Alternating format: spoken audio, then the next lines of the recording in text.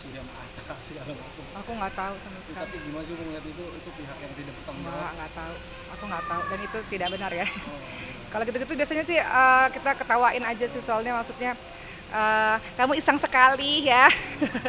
Nggak, itu nggak benar. Tapi karena sesuatu yang nggak benar jadi kita santai aja sih dalam merespon. tapi harusnya dilaporin nggak sih Mak, kalau mengingat itu kan? Itu kan masing-masing orang kan punya hak dong untuk melakukan segala sesuatu. Tapi kan jelas mungkin dicorengkan. Kalau di enggak ya ya sudah lah ya, jangan iseng-iseng ya para netizen. Ya, doain aja yang baik-baik semuanya. Ya, anak-anak tak terasa sudah seminggu ya di Mesir sama bapaknya dan mereka sudah kemarin sudah orientasi di sekolah. Sudah sibuk dengan kegiatan barunya di sana. Kadang-kadang kita yang ditinggalin ini yang berasa ya, kalau yang meninggalkan kan sudah punya kehidupan baru di sana gitu. Jadi anak-anak sudah akan masuk sekolah dalam pekan ini, kemudian sudah rutin dengan les berkudanya di sana, dan kakak-kakak yang bantu di rumah juga udah ada, alhamdulillah. Kemudian semua sudah mulai stabil lah, dan suami juga di Mesir udah mulai beli perabotan rumah. Jadi suami berangkat lebih dulu bersama dengan anak-anak supaya katanya kalau saya datang udah rapi semuanya gitu. Nah, alhamdulillah di Mesir udah baik-baik aja. Di sini di Indonesia saya menyusul 2 minggu kemudian karena menyelesaikan berbagai macam pekerjaan dan kegiatan di Indonesia sebelum saya berangkat ke Mesir. Kalau untuk persiapan sebenarnya karena mau meninggalkan dalam beberapa bulan ya, karena kan sebenarnya setiap beberapa bulan sekali saya pulang ke Indonesia. Jadi memang memastikan dalam beberapa bulan pesantren berjalan dengan baik, kayak sekolah kita udah baru buka sekolah berjalan dengan baik gitu ya, dicek-cek. Kemudian bisnis-bisnis yang kita lakukan sejauh ini berjalan dengan baik gitu. Jadi ya alhamdulillah sudah lebih siap. Di Indonesia kita punya tim media dan sebagainya gitu ya. Nah di Mesir juga ada timnya juga gitu. Tim dagang di Indonesia, di Mesir juga ada gitu. Alhamdulillah semua sudah berjalan dengan baik lah, alhamdulillah. Nah ini kan artinya khususnya mungkin anak-anak ya, artinya untuk beradaptasi mungkin nggak secepat yang. Enggak, anak-anak alhamdulillah beradaptasinya nggak ada masalah dengan itu. Kenapa? Karena di Indonesia beberapa tahun sebelum berangkat ke Mesir anak-anak sudah saya sekolahkan di sekolah Arab. Jadi mereka terbiasa dengan teman-teman Mesir, teman-teman Palestina, teman-teman Irak, teman-teman Sudan, di sekolah Arab di Jakarta kan ada. Mereka sudah terbiasa dengan lingkungan Arab. Jadi secara lingkungan Arab udah terbiasa gitu.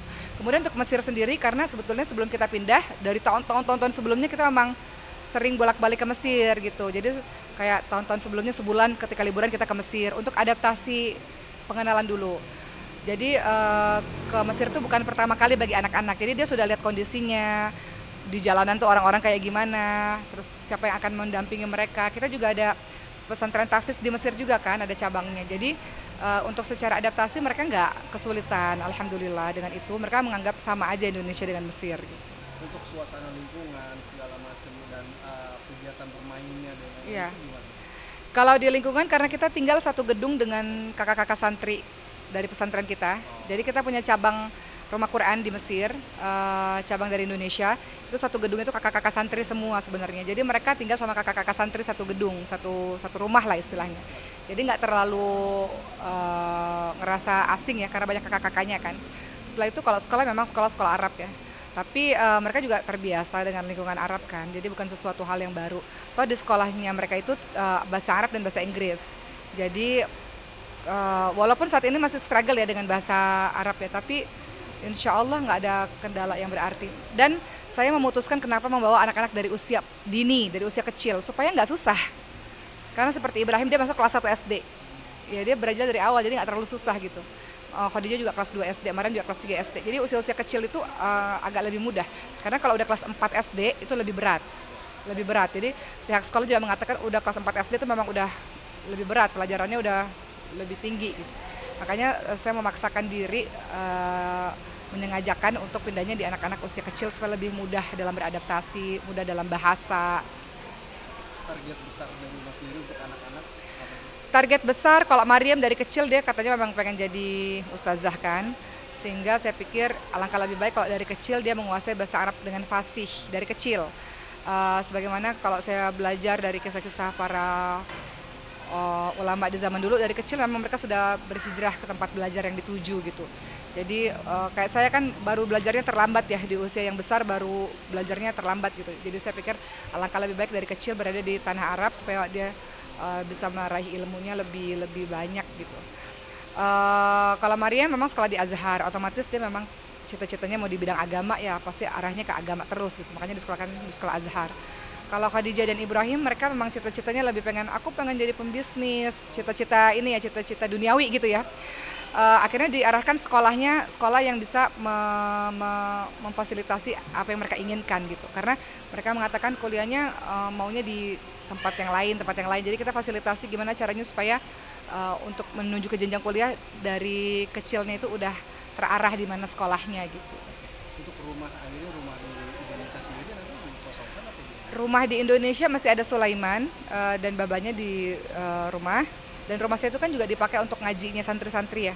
Tiap hari tuh santri-santri datang ke rumah untuk ngaji. Jadi rumah tetap seperti biasa. Saya selalu mengatakan rumah saya itu milik semua santri-santri gitu. Jadi mereka bisa makan, bisa ngambil minum sendiri, bisa kapanpun mereka mau datang ke rumah untuk mau ngaji, mau rapat, mau apa silahkan gitu.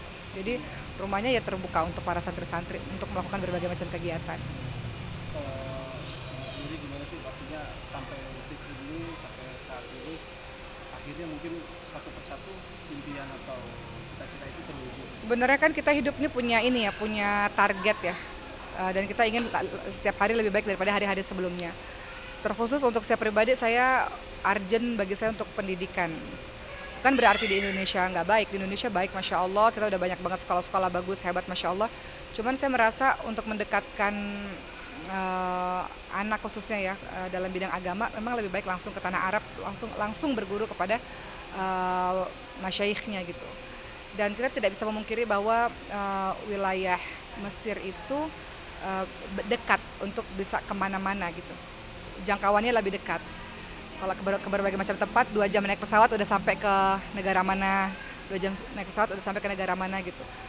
Secara geografis strategis untuk kemana-mana. Jadi saya pikir biarkan anak-anaknya sejak kecil sampai dia dewasa dia belajar, dan dia pulang ke Indonesia sudah punya ilmu yang lebih banyak, supaya bisa mendapat manfaat yang lebih banyak, lebih daripada ibunya inilah gitu. Kayak gitu. Harapannya mungkin ke depannya? Harapannya ke depannya inginnya sih banyak hal yang ingin dilakukan di Mesir itu. Salah satunya pesantren kami ini kan di Indonesia memberikan beasiswa full ya untuk anak-anak seluruh Indonesia. Di Mesir juga kita kasih beasiswa full. Harapannya ya walaupun saya di Mesir tapi tetap bisa melanjutkan dakwah. Hanya tempatnya saja mungkin berbeda ya, tempatnya berbeda. Perjuangannya di tempat yang baru. Tapi karena saya pikir di Indonesia ini sudah lumayan settle lah, pesantren kan udah terbangun 8 tahun. Udah alhamdulillah gitu. Jadi sudah ada yang bisa meneruskan. Tinggal sekarang harapan saya adalah saya menuju ke tempat yang baru untuk bisa meluas dakwahnya lah insya Allah.